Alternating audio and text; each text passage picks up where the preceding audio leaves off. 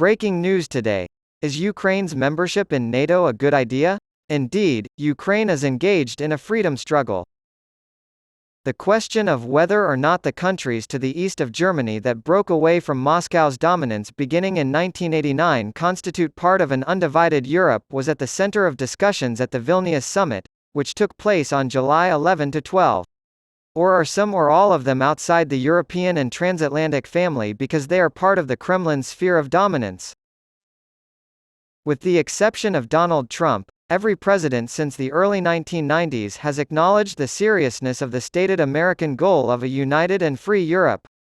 All European countries can join the EU and NATO if they meet the necessary standards of democracy, free markets, and the rule of law.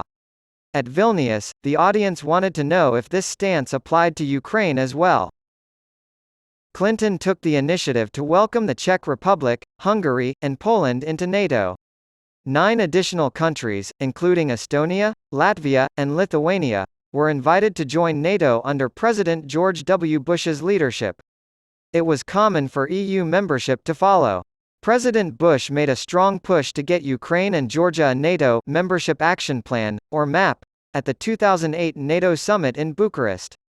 There was disagreement within NATO over this issue, but both countries ultimately agreed that joining NATO should be a priority.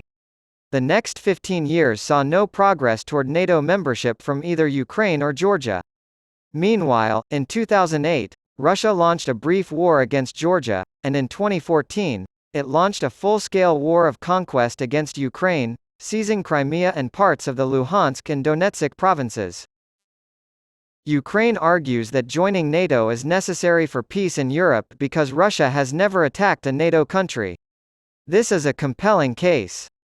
Ukraine, which is fighting for its very survival against Russia's army with bravery, skill, and weapons supplied by the United States and Europe, has been lobbying hard to join NATO, arguing that doing so is the best and possibly only way to stop the Kremlin's plans to destroy the Ukrainian nation. Ukraine argues that joining NATO is necessary for peace in Europe because Russia has never attacked a NATO country. This is a compelling case. Put simply, giving Russian President Vladimir Putin permission to keep trying to conquer his neighbor by placing Ukraine in a legal and political, gray zone, of ambiguity is a recipe for instability, and instability breeds more aggression. NATO leaders at the Vilnius summit faced a difficult choice. Should they push for Ukraine's membership in NATO while the country is at war, potentially sparking hostilities between NATO and Russia? Or exclude Ukraine and send a message that it is, in fact, a part of the Russian Empire that Putin is so eager to restore? With the announcement, Ukraine's future is in NATO, NATO did a decent job of answering this crucial question. Once conditions are met and the Allies give their approval, we will be able to extend an invitation to Ukraine to join the alliance. What this boils down to is that NATO membership is inevitable, but not imminent, for Ukraine at the current stage of the war.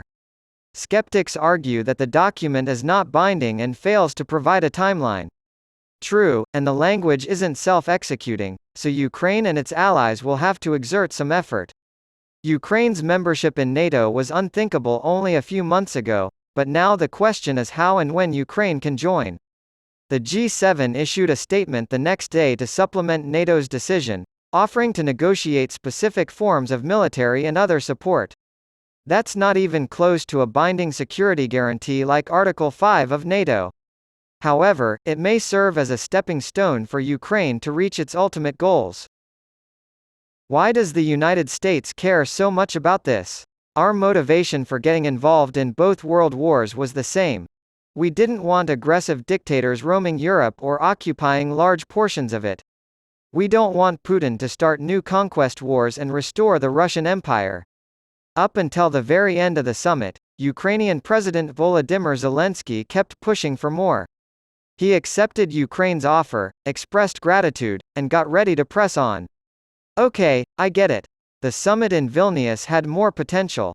What it did accomplish, however, can be expanded upon to slow Putin's aggressive plans and boost the development of the free world. Why does the United States care so much about this? Our motivation for getting involved in both world wars was the same. We didn't want aggressive dictators roaming Europe or occupying large portions of it. We don't want Putin to start new conquest wars and restore the Russian Empire. In an uncertain world, the United States needs a strong and stable Europe as an ally and a partner. The Ukrainian people are, as the old adage goes, fighting for our freedom.